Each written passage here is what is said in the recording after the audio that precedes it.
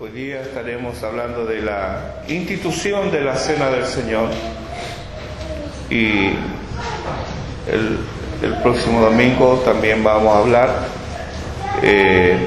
basado en 1 Corintios capítulo 11 del versículo 23 al 26. Dice: porque yo recibí del Señor lo que también os he enseñado, que el Señor Jesús, la noche que fue entregado, tomó pan y habiendo dado gracias lo partió y dijo: tomad, comed, esto es mi cuerpo que por vosotros es partido, haced esto en memoria de mí. Asimismo tomó también la copa después de haber cenado y diciendo: esta copa es el nuevo pacto en mi sangre, haced esto todas las veces que la bebiereis en memoria de mí. Así pues, todas las veces que comiereis este pan y bebiereis esta copa, la muerte del Señor anunciáis hasta que Él venga. Escuché hace algunos años atrás que habían algunas iglesias en Estados Unidos que celebraban la Cena del Señor con pasteles y Coca-Cola.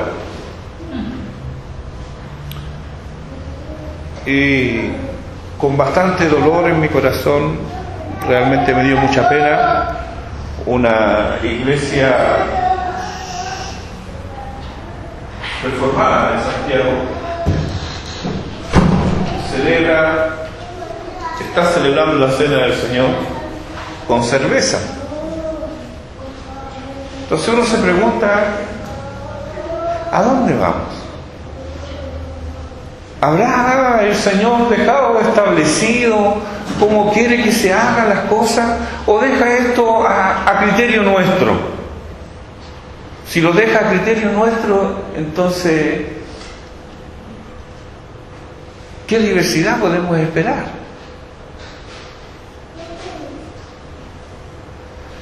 Me dio mucha pena porque es una iglesia que profesa creer la doctrina correcta, pero en sus prácticas realmente muestra que no es así. Y me dio pena porque necesitamos que las iglesias proclamen el Evangelio y sean fieles al Evangelio. No que salgan con estas innovaciones deslumbrantes para los jóvenes inconversos. El pasaje que tenemos ante nosotros, en los versículos anteriores, inmediatamente anteriores, los versículos precedentes, terminan con un regaño enérgico del apóstol. Los corintios estaban desobedeciendo lo que se les había enseñado. ¿Por qué decimos esto? Porque al terminar el apóstol Pablo su segundo viaje misionero, él había llegado a Corinto, y a pesar de la oposición que él experimentó, Dios bendijo la obra, su obra, la bendijo allí en Corinto. Pablo pudo escuchar al mismo Señor en visión, porque nos dice en Hechos 18, los versículos 9 al 11, entonces el Señor, nada menos, el Señor dijo a Pablo en visión de noche: no temas, sino habla y no calles, porque yo estoy contigo, y ninguno pondrá sobre ti la mano para hacerte mal, porque yo tengo mucho pueblo en esta ciudad. Y se detuvo allí 1 año y 6 meses enseñándoles la palabra de Dios. Así nos relata Lucas esto. 1 año y 6 meses, 18 meses estuvo Pablo en Corinto. ¿Cuántas veces en el transcurso de estos 18 meses Pablo habrá celebrado la Cena del Señor? Recordemos que aquí él comienza diciendo: porque yo recibí del Señor lo que también os he enseñado. Era algo recurrente en Pablo de enseñar lo que él había recibido. En el capítulo en el capítulo 15, dice: además os declaro, hermanos, el evangelio que os he predicado, el cual también recibisteis, en el cual también perseveráis, por el cual asimismo si retenéis la palabra que os he predicado sois salvos, si no creísteis en vano, porque primeramente os he enseñado lo que asimismo recibí, que Cristo murió por nuestros pecados conforme a las Escrituras. ¿Se fija? Siempre su enseñanza tenía una base escritural. Si no lo había aprendido él directamente, Dios se lo había enseñado o se lo había enseñado por medio de otro. Pero en este caso de la cena del Señor, volvamos al capítulo 11, el versículo 23 dice: porque yo recibí del Señor lo que también os he enseñado. ¿Cuántas veces entonces el apóstol en todo este tiempo no celebró la cena del Señor con ellos? No lo sabemos. La Escritura no lo dice. Pero hay indicios en las Escrituras que habían congregaciones que lo celebraban cada semana, cada día del Señor. Y no podemos pasar por alto el hecho de que Pablo, antes de celebrar la cena con los corintios, debe haberles enseñado no solo el modo, sino que también los alcances, los porqué y los beneficios de la misma. Ahora Pablo aquí se encuentra entre hechos consumados, donde la intención primigenia de esta comida espiritual, instituida por nuestro Señor, se pierde en el sincretismo religioso de la comunidad cristiana de Corinto. ¿Qué estaba pasando? Lo que pasó fue que ellos fusionaron lo profano con lo sagrado. Y esto no solamente es peligroso, sino que es mortal. Es mortal para la vida de la iglesia. Traer algo de afuera e introducirlo como práctica piadosa. Abundan los ejemplos en la historia, pero por ejemplo solamente dos, y muy cercanos a nosotros. Hay costumbres y fiestas paganas que se cristianizan, pretendiendo así elevar al paganismo. Por ejemplo, la religiosidad popular brasileña o la religiosidad popular andina dista mucho de ser cristiano. Si obviamos los honores a la Virgen, los bailes ofrecidos a ella que hacen en la tierra andina, ellos lo hacían, los pueblos precolombinos lo hacían, pero no lo hacían a la Virgen, lo hacían a la Pachamama. Y hasta el día de hoy es una festividad disfrazada. ¿Y quién era la Pachamama? Era una deidad pagana de la fertilidad que en sus creencias, en las creencias de estas personas, protege y sustenta a los hombres. ¿Qué tiene que ver esto con el cristianismo? Nada, por cierto. ¿Acaso se cristianizó la cultura pagana? En absoluto. Lo que ocurrió y lo que ocurre cuando se pretende mezclar estas ideas es que el cristianismo se paganiza. Nunca ha ocurrido lo contrario. Las culturas se elevan, sí, pero ¿sabe cuándo se elevan? Cuando irrumpe el cristianismo. Cuando irrumpe el cristianismo, las culturas se elevan. El cristianismo no necesita ayos ni ayuditas de las culturas paganas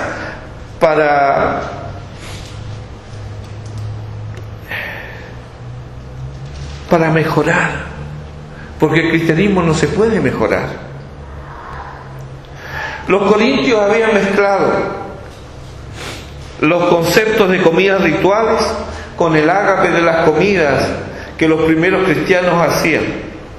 Cuando esto se mezcló, fue lógico que la cena del Señor, por ser parte, o más bien por celebrarse en medio o con este contexto de las comidas comunitarias, fue la cena del Señor opacada, oscurecida o tergiversada en su propósito propósito original. Entonces no le queda al apóstol más que volver a recordarle a sus hermanos corintios cuál es el origen de esta celebración. Lo dice en el versículo 23. ¿Cuál es el significado de la misma? Los versículos 24 y 25. ¿Y cuál es su extensión? O sea, ¿hasta cuándo se debe celebrar esto? El versículo 26. Y de paso también, esto nos responderá a algunas preguntas que pueden ser válidas para nosotros.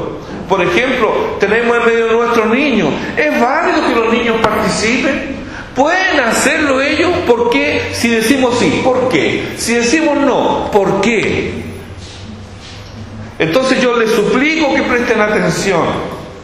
Porque si ustedes prestan atención, esas preguntas van a tener una respuesta.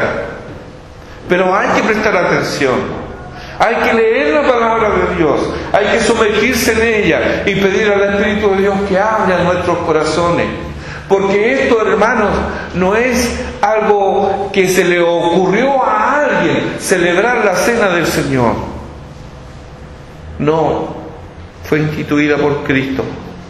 El origen de la cena del Señor es nuestro primer punto. El versículo 23 dice: porque yo recibí del Señor lo que también os he enseñado, que el Señor Jesús, la noche que fue entregado, es nuestro Señor quien instituye la cena. Y esto nos debería decir bastante. Él no instituye el culto dominical, no instituye la escuela dominical, ni la reunión de señora, ni de joven, ni estudio bíblico, ni reuniones de oración. Nada de esto instituye el Señor.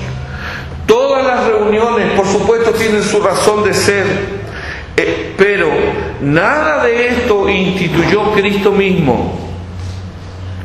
También vemos el contexto, aquí nos muestra el contexto en el cual la cena del Señor surge.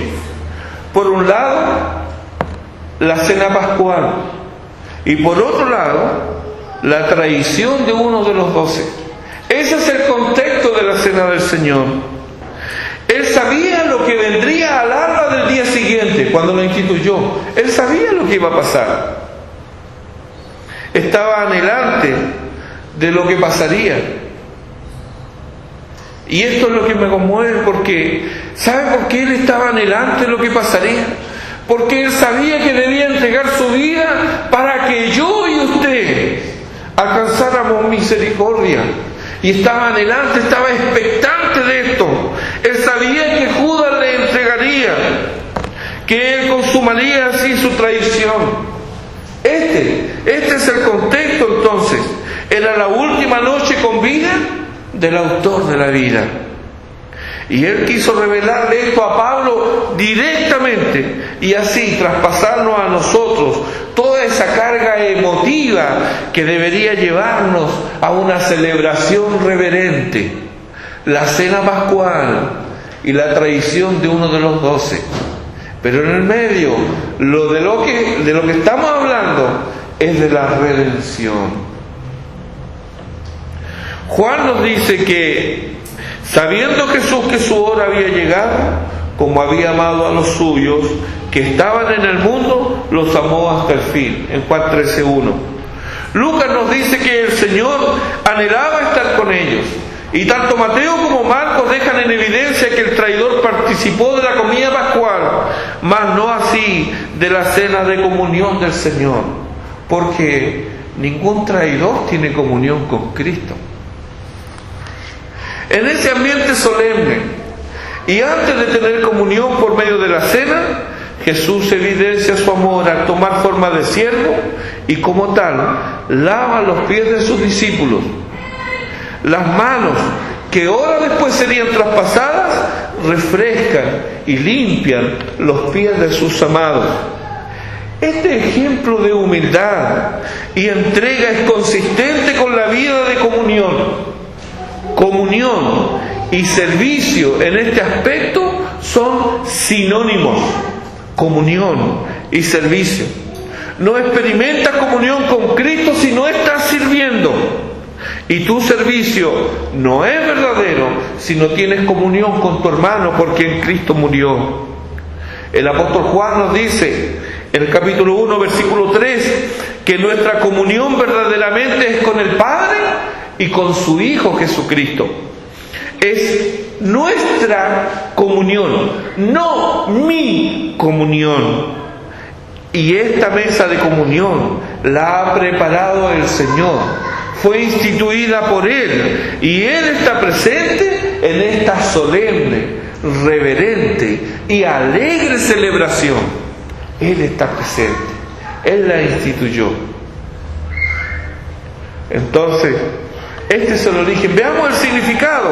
Los versículos, parte del 23, el 24 y el 25. Que el Señor Jesús, la noche que fue entregado, tomó pan y habiendo dado gracias lo partió y dijo: tomad, comed, esto es mi cuerpo que por vosotros es partido, haced esto en memoria de mí. Asimismo tomó también la copa después de haber cenado, diciendo: esta copa es el nuevo pacto en mi sangre, haced esto todas las veces que la bebiereis en memoria de mí. ¿Qué significado tiene la cena del Señor? Hay tantas opiniones como denominaciones cristianas.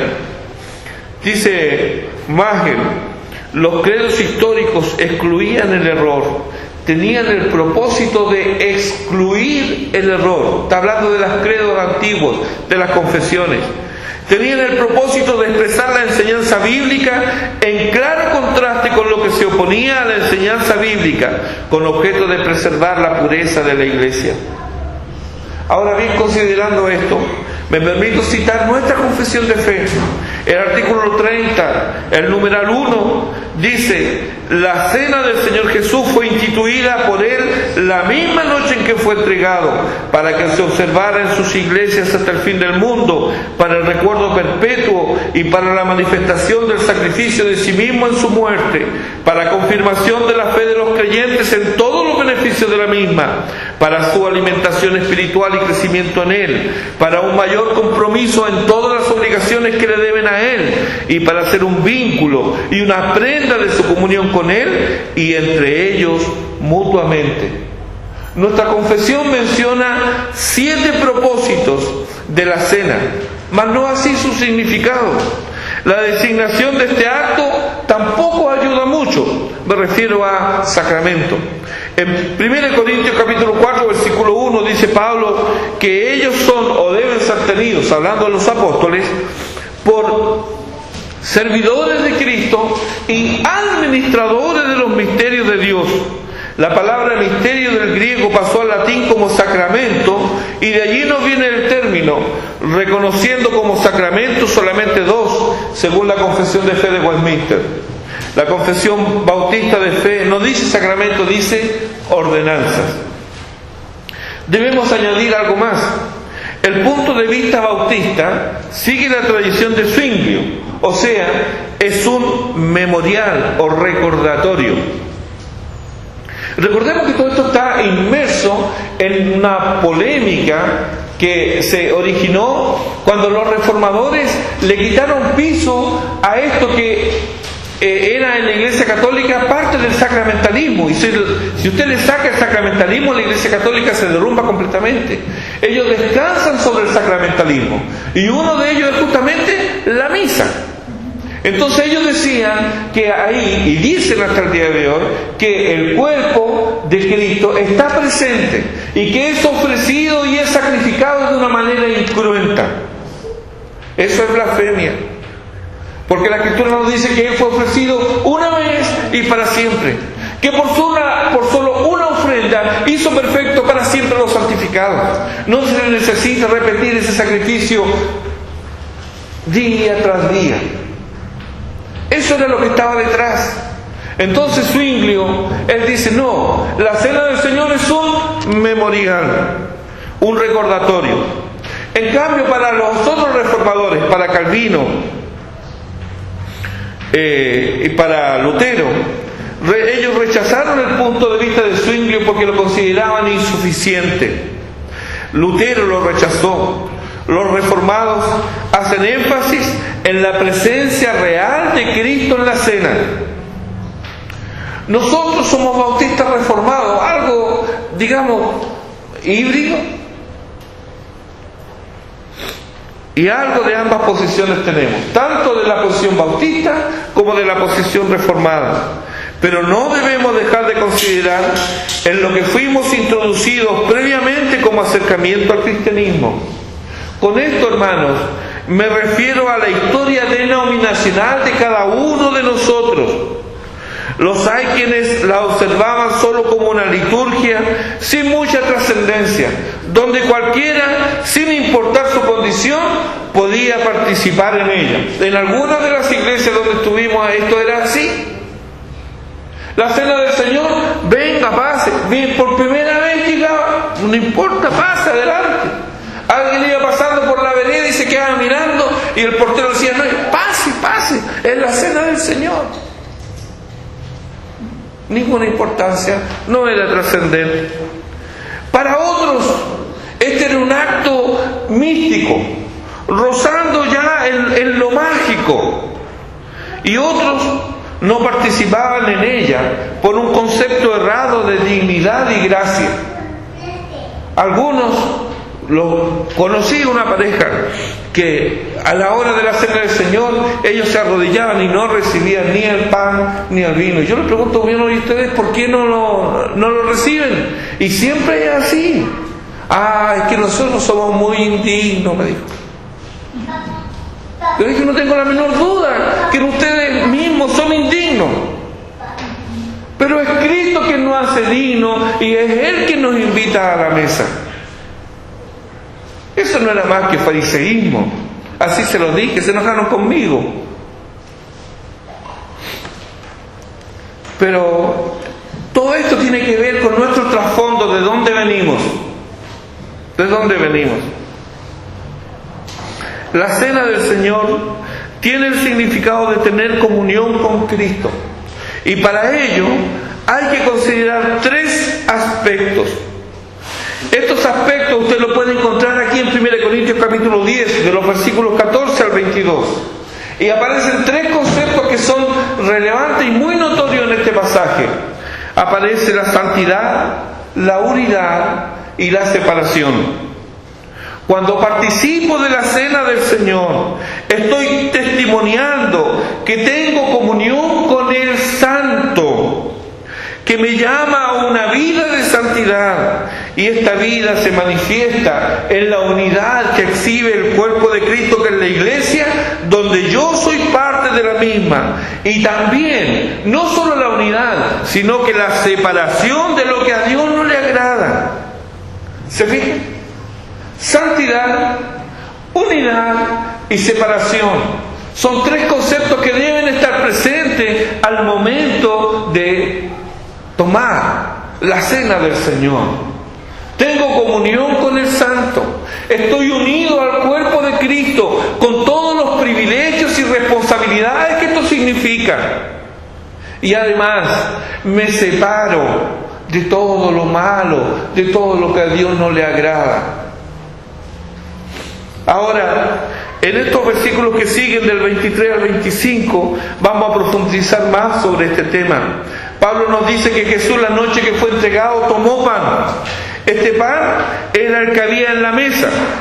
Y como la cena del Señor se instituyó en medio de la cena pascual, de la fiesta pascual, el pan que había era pan ácimo o pan sin levadura.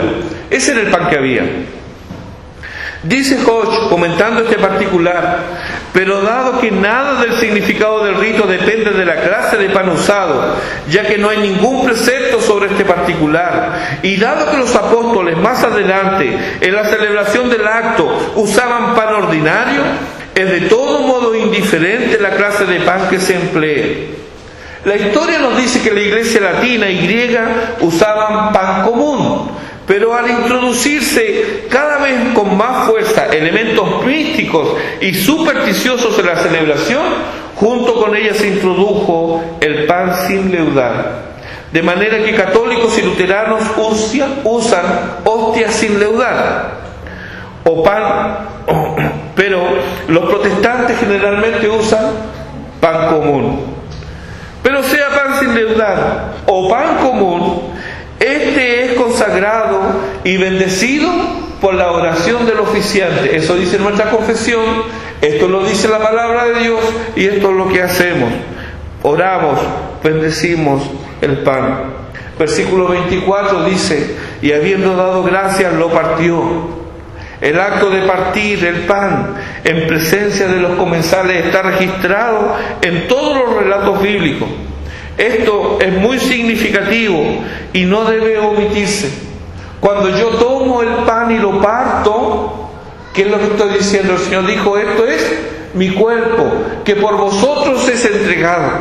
Cuando tú tomas el pan y lo partes, tú lo que estás haciendo ahí, yo estoy participando del quebrantamiento de este cuerpo. Es una lección objetiva del sufrimiento de Cristo por mí.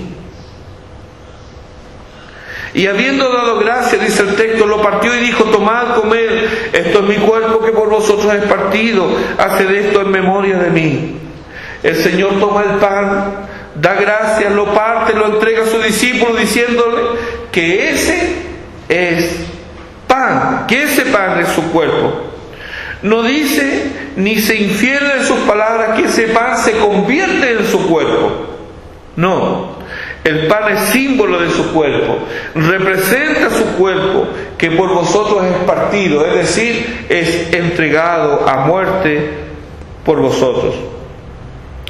Aquí tenemos entonces la representación del carácter sacrificial de la muerte de Cristo, la cual es la conmemoración de la muerte del Señor, no como ejemplo ni como benefactor, sino como ofrenda. Efesios capítulo 5 versículo 2 nos dice que Cristo nos amó y se entregó a sí mismo por nosotros, ofrenda y sacrificio a Dios en olor fragante. Haced esto en memoria de mí.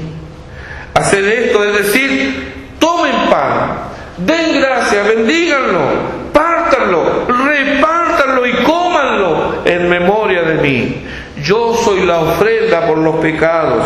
Yo soy el sacrificio del Cordero inmolado que quita los pecados del mundo. Yo soy el que muere por vuestros pecados. Háganlo.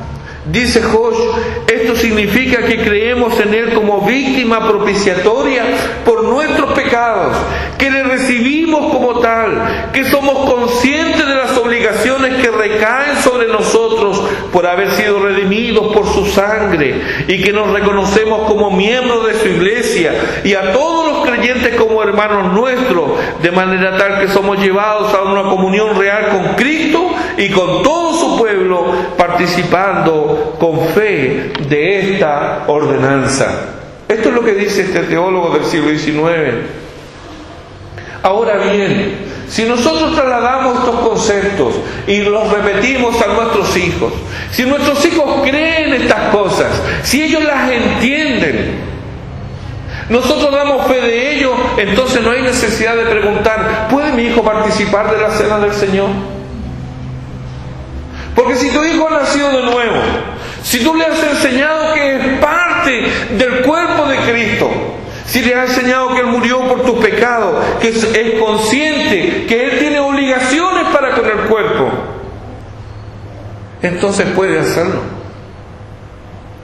Pero si Él no es consciente de estas cosas, es mejor que no lo haga, porque las ignora.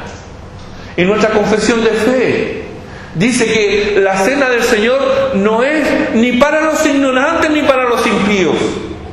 Por lo tanto, hay un elemento de conocimiento que aquel que está tomando la cena del Señor es consciente de lo que está haciendo.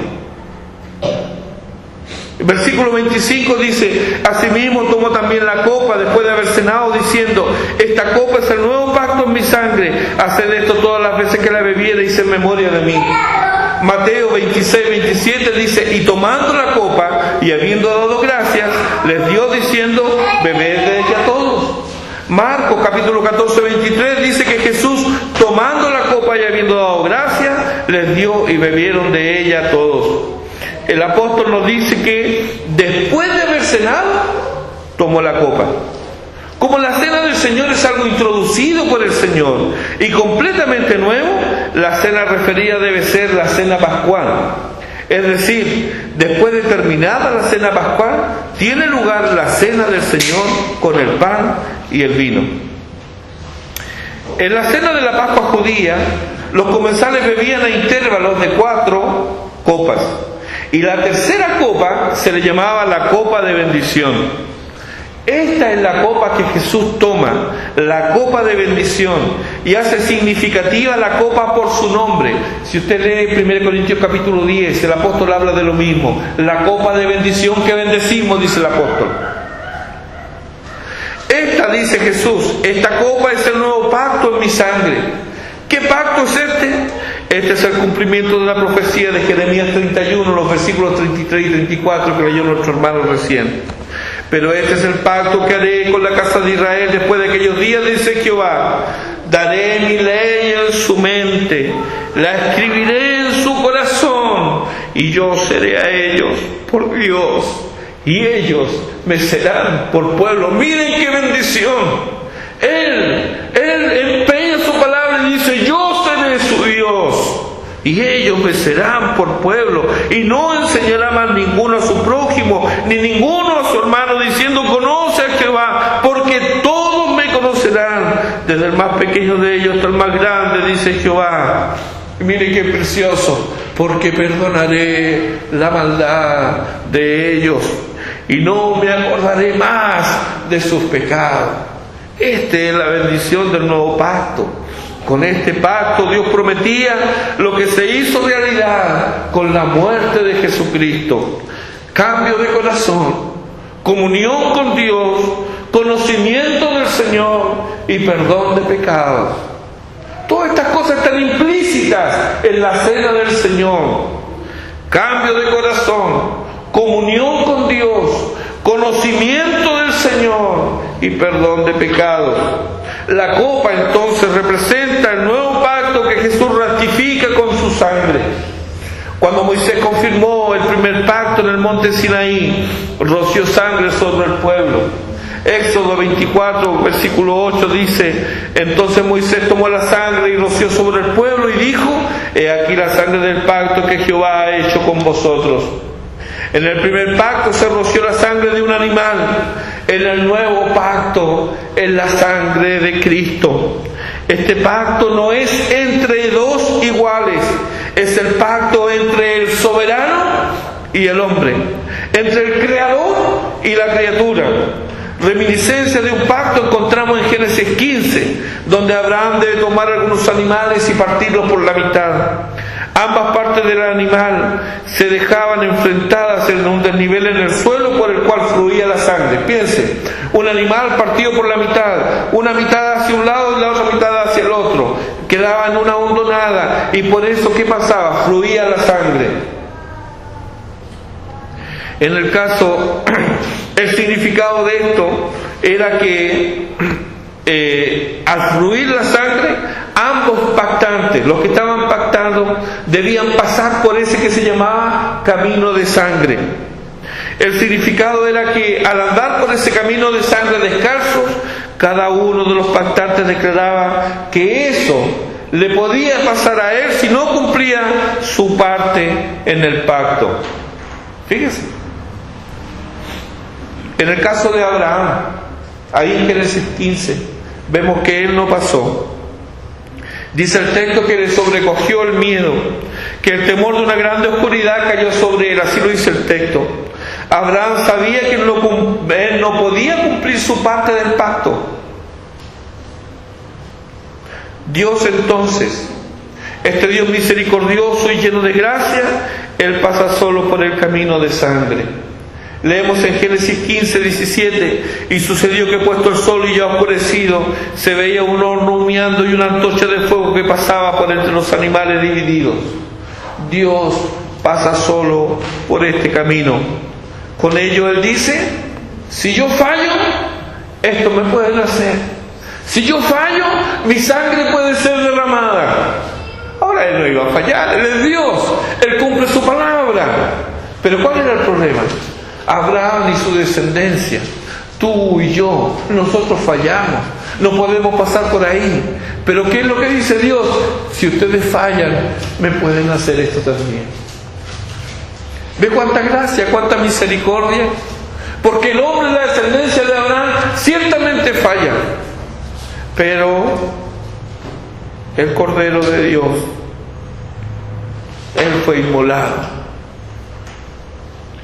por nosotros. Ese es el significado de la cruz.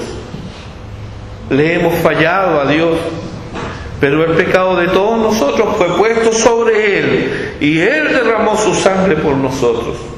Ese es su pacto y no necesitamos otro. El hombre no puede pactar con Dios. Eso es pura fantasía de mentes afiebradas y de hombres que tienen la piedad como fuente de ganancia. Esa es la blasfemia del mormonismo y también de los neopentecostales que pretenden pactar con Dios. No hay tal cosa. Es pura fantasía herética y debemos apartarnos de estas ideas. Todo creyente que bebe ahora de esta copa de bendición está diciendo que es de aquellos contemplados en el pacto que Cristo ratificó con su sangre.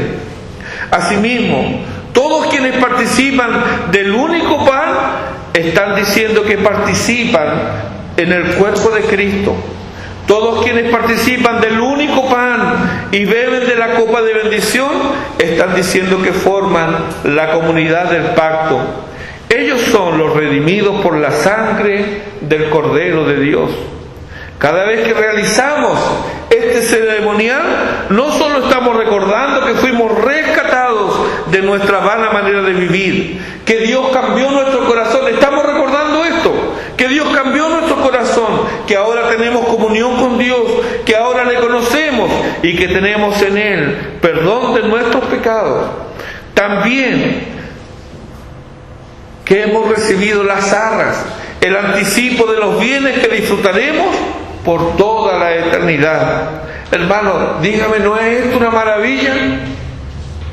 Pecadores desahuciados y muertos, rebeldes civiles, una vez perdonados, gozan de la bondad de Dios y del Dios mismo. Y esto para siempre. Nada nos separa de su amor. Le pertenecemos a Él para siempre. Veamos por último su extensión y periodicidad en el versículo 26. Así pues, todas las veces que comiereis este pan y bebiereis esta copa, la muerte del Señor anunciáis hasta que Él venga. Pablo les recuerda a los corintios y a nosotros que con este acto anunciamos la muerte de Cristo. ¿Por qué la muerte? Porque por medio de ella nos introduce en el nuevo pacto que Dios establece con su pueblo y del cual Cristo es el mediador. Hay dos miradas implícitas aquí. Una hacia el pasado, ¿cuál es? Su muerte. Y otra hacia el futuro, el regreso de Cristo. No nos detenemos a pensar solo en los beneficios de la muerte de Cristo, sino que anhelamos también expectantes su pronta aparición, su regreso. Cuando la iglesia primitiva celebraba la cena del Señor, ellos oraban, Maranata, el Señor viene. O como termina Apocalipsis de Juan. ¿Cómo termina? ¿Cómo termina, Nacho, el Apocalipsis de Juan? ¿Cómo termina el Apocalipsis de Juan? ¿Qué dice? Ven, Señor Jesús. Eso es lo que dice. Hay un deseo, hay un anhelo por Cristo. Es de dudar, hermano, de la realidad de la obra de gracia en la vida de alguien que no está expectante del regreso de su Señor. Nos dice el apóstol Juan en su epístola, que dice que todo aquel que tiene esta esperanza en Él, dice que se purifica, así como Él es puro. El hecho de anhelar la venida del Señor, lo que hace que cada uno de nosotros nos preocupemos por nuestra santificación. Entonces es de dudar de la realidad de la obra de gracia en la vida de alguien si no está expectante del regreso de su Señor. Si realmente le amamos, no hemos de ansiar su venida. Piensen, eso no es lo más lógico. ¿Qué es lo que ocurre en un matrimonio cuando por una razón u otra hay una separación? No estamos anhelantes, expectantes del encuentro. Mi esposa no sabía que yo iba a ir. Y les puedo asegurar que se sorprendió cuando me vio, no me esperaba. Yo sabía que le iba a ver, pero yo estaba expectante de eso. Y si eso es así con nosotros, seres humanos, con sentimientos que muchas veces no son puros, sino que están mezclados con otras cosas, ¿cuánto más nos debe anhelar Dios a nosotros? Con cuánto amor, gozo y deleite debiéramos nosotros anhelar también esta reunión con Él. En medio de la vorágine de la vida, abrumados por el mundo, asqueados por el pecado, no experimentamos el deseo de estar para siempre con Él. No experimentamos ese deseo. En la cena del Señor no solo proclamamos su muerte, también anunciamos su resurrección y regreso en gloria y majestad. Eso proclamamos en la cena del Señor. Él viene, como dice Apocalipsis 22:12, he aquí yo vengo pronto y mi galardón conmigo para recompensar a cada uno según sea su obra. Su venida traerá inmensa alegría a los que le aman. Será la culminación de toda esperanza y el cumplimiento de todas sus promesas. Nadie ha imaginado jamás la dicha y la felicidad que será en aquel día. Dios enjugará toda lágrima de los suyos. Ya no habrá más muerte, no habrá más llanto, no habrá más dolor, no habrá más clamor. ¿Puedes concebir un mundo así? ¿Te puedes imaginar un mundo sin estas cosas, habituados como estamos al sinsabor, a la tristeza y a la melancolía? ¿Acaso, hermanos, no gemimos bajo el peso de nuestro propio pecado y casi deseas con ardor ser suelta tus ligaduras para así estar y adorar a tu Dios y Señor para siempre? ¿No es este un deseo de tu alma? ¿Acaso no exclamamos con pena y con amargura: miserable de mí, ¿quién me librará de este cuerpo de muerte? ¿Te has sentido alguna vez en esta situación como el apóstol? Hermano, Él viene, y como el apóstol anticipando tal vez ese momento, el apóstol exclama: gracias a Dios por Jesucristo. Él es el libertador y nuestro redentor. Esto es lo que nosotros anunciamos en la cena. La fiesta de la Pascua era la celebración de la salida de la esclavitud de Egipto y se celebraba una vez al año. La cena del Señor anuncia el cumplimiento de la promesa del pacto irrevocable del Señor con los suyos, y no nos dejó estipulado periodicidad alguna. Al parecer, los primeros creyentes lo celebraban a diario. Hay algunos indicios que podríamos pensar así. Tal vez cada día que se juntaban ellos celebraban la cena del Señor, anunciaban su muerte y su pronto regreso. Tenían gozo, gratitud en sus corazones porque habían conocido al Señor, porque sus pecados habían sido perdonados, porque tenían comunión con Dios. Encontramos evidencias también de que lo hacían cada día del Señor, o sea, una vez a la semana. Con el paso del tiempo se fue celebrando en periodos más grandes de tiempo. Y hoy hay los que celebran cada día del Señor. Hay congregaciones que cada día del Señor celebran la cena del Señor. Otros mensualmente, una vez al mes. Algunos cada 2 o 3 meses. Y otros lo hacen una vez al año. Y hasta hay grupos cristiano que por no darle ninguna importancia, o tal vez por darle demasiada, eso no lo sé. Conocí a unos creyentes en Punta Arenas que pertenecían a una denominación que no celebraba nunca la Cena del Señor. ¿Y por qué no? Es que es demasiado, es demasiado sagrado eso. Entonces, no sé si le daban demasiada importancia o no le daban ninguna importancia, pero el hecho es que ellos no celebraban la Cena del Señor, no la celebraban nunca. La ordenanza no es una recomendación ni una sugerencia. Debemos hacerlo, pero debemos hacerlo bajo los parámetros establecidos por Dios en su palabra y que el apóstol pone como parámetros. ¿Cuáles son? 1 Corintios 10:31, hacerlo todo para la gloria de Dios. Y hacerlo todo para la gloria de Dios significa saber lo que se está haciendo. Y 1 Corintios 14:40, hágase todo decentemente y con orden. Entonces, por un lado, esos son nuestros parámetros. Así la vamos a celebrar, para la gloria de Dios, decentemente y con orden. Les recomiendo encarecidamente que si lo puedan escuchar, y además la confesión de fe en su artículo 30, para que puedan entonces reflexionar más detenidamente sobre estas cosas. Gracias al Señor por su don inefable. Oremos, hermanos.